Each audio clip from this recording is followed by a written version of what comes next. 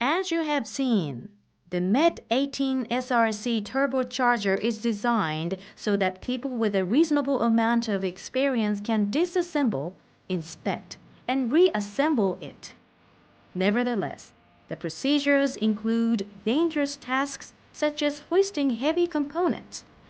It is vital for people performing these procedures to have the skills and knowledge needed to work safely and for them to work under safety control.